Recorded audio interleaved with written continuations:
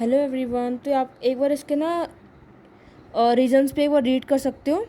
हमने सब air and water transport वगैरह पढ़ लिया था। कम्युनिकेशन, पोस्ट एंड टेलीग्राफ से वे are the most popular means of communication होता है। Postal service usually public purpose remained all the through in educated. ठीक है। Air and water transport, British government took measures for developing the water and air transport, however their development was far from the satisfactory. Okay, so our last topic is positive contributions of British rule.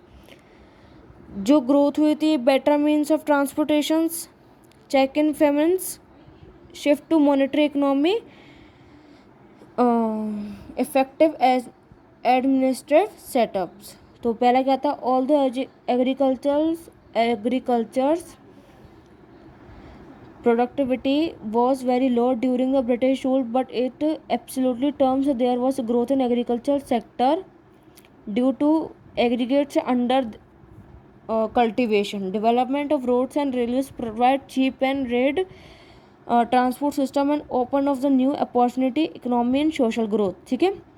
roads and railways work as a great check on the impacts of famines, and food supplies could be transported to affect areas in case of droughts. British rule helped Indian economy to shift from barter system of exchange of goods, monetary system of exchange. The British government had efficient administration system which was served as a ready for Indian politicians. ठीक है।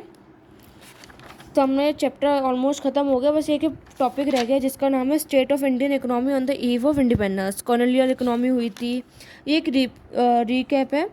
Semi feudal economy होती, second economy होती, backward economy होती, depreciated economy होती and एपिपोटेड economy होती। एम्पोटेड economy, sorry guys. ठीक है। तो ये सब कुछ इकोनॉमी थी, ये हुई थी। तो इसको तो इन डिटेल में अपन पढ़ेंगे नेक्स्ट पार्ट में। So thank you everyone.